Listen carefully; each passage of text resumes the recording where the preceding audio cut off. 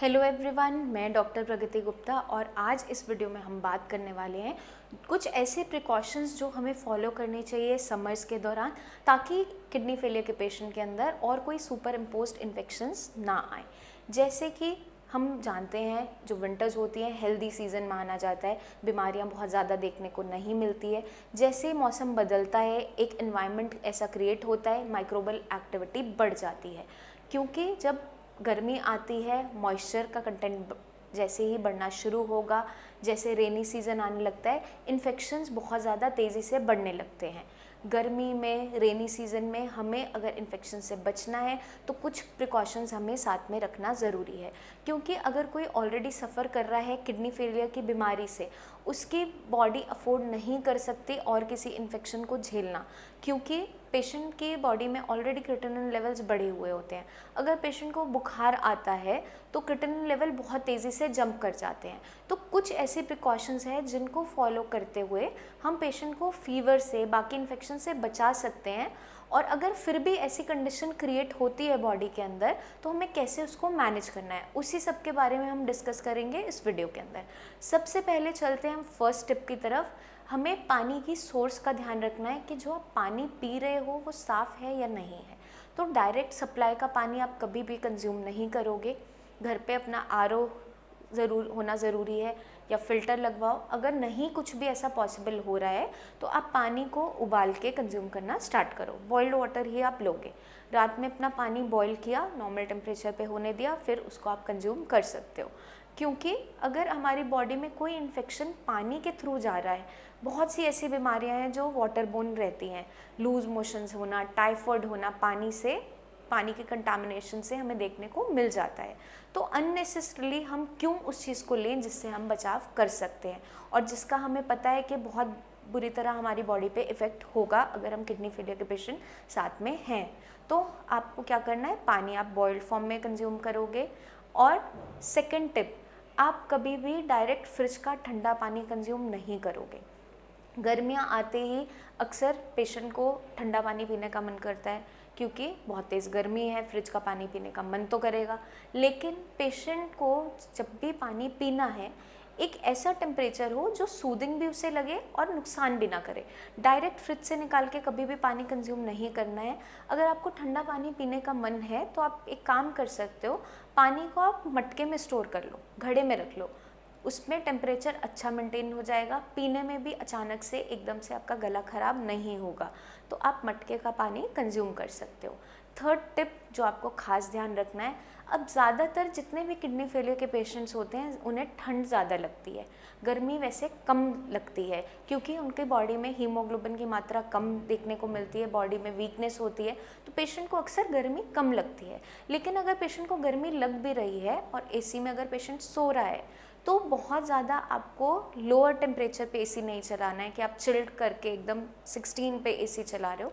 आपको एक normal room temperature maintain करना है। अगर आप सो रहे हो तो आप पतला एसी शीट अपना साथ में रखोगे और जो टेम्परेचर रूम का मेंटेन कर रहे हो वो आप अपना 26-27 के अराउंड मेंटेन करो, जो नॉर्मल रूम टेम्परेचर पे आपको सूदिंग रहे।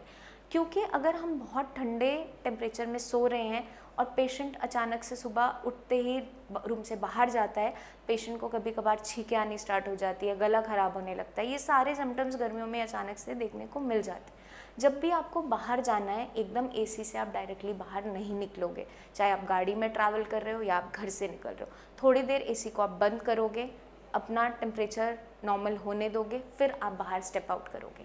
क्योंकि यही छोटी छोटी प्रिकॉशंस आपको बाकी इन्फेक्शन से, फीवर से बचाती हैं। और अगर आप इनको अच्छे से फॉलो कर लेते हो तो गर्मियों में भी आपको साथ में और कोई बीमारियां नहीं होगी। अब चलते हैं हम नेक्स्ट टिप की तरफ। हमें क्या खास ध्यान रखना है कि जो हम खाना खा रहे हैं वो फ्रेशली प्रिपेयर्ड हो। बासा खाना बिल्कुल नहीं खाना है। अगर आपने मॉर्निंग में कुछ बनाया था शाम को आप कंज्यूम नहीं करोगे, क्योंकि चांसेस होते हैं गर्मियों में खाना जल्दी ख़राब होने के। अगर आप बासा खाना खा रहे हो उससे आपको कोई लूज़ मोशन स्टार्ट हो गई, साथ में फीवर आ गया, तो वो पेशेंट की बॉडी अफोर्ड नहीं कर सकती इन्फेक्शन को उठाने का, क्योंकि पेशेंट की बॉडी ऑलरेडी वीक है।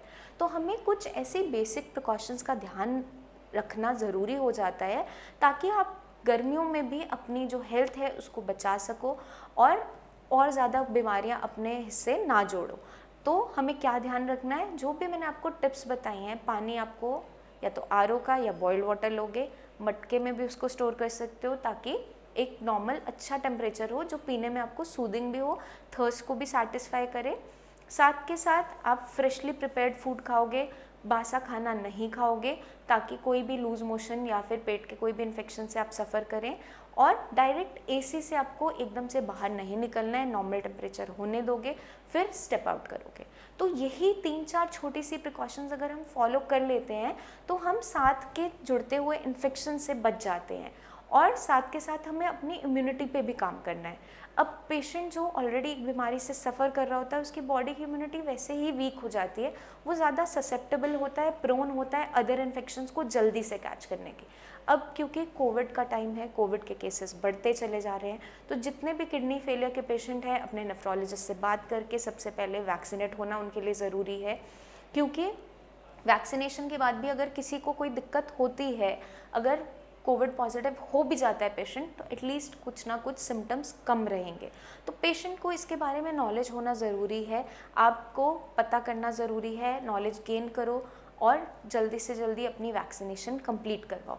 बाहर जब भी आप निकल रहे हो, ज़रूरत होने पे ही बाहर जाओ, मास्क ज़रूर पहनो, हैंड्स की हाइजीन मेंटेन करो, अच्छे से हाथ पैर धोना है और बासा खाना बिल्कुल नहीं खाना है, बाहर का खाना पैक्ड फूड नहीं खाना है, आपको उस चीज़ का खास ध्यान रखना है।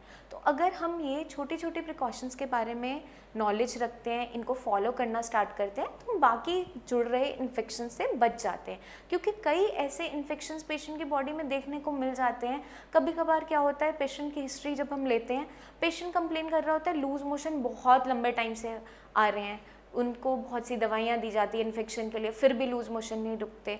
जब स्टूल कल्चर पेशेंट का उस केस में हम करवाते हैं, स्टूल की एग्जामिनेशन करवाते हैं, उसमें क्या देखने को मिलता है, वर्म्स के इन्फेस्टेशन मिलते हैं, कोई ना कोई वर्म्स देखने को मिल जाते हैं। अब वो वर्म्स की साइकिल, लाइफ साइकिल पेशेंट की बॉडी में कहाँ से आई, सबसे पहला सोर्स जो डिपेंडेंट होता है वो आपका खाना और पानी है। तो पानी के सोर्स का हमें खास ध्यान रखना है, बॉयल करके लो या आरओ का लो।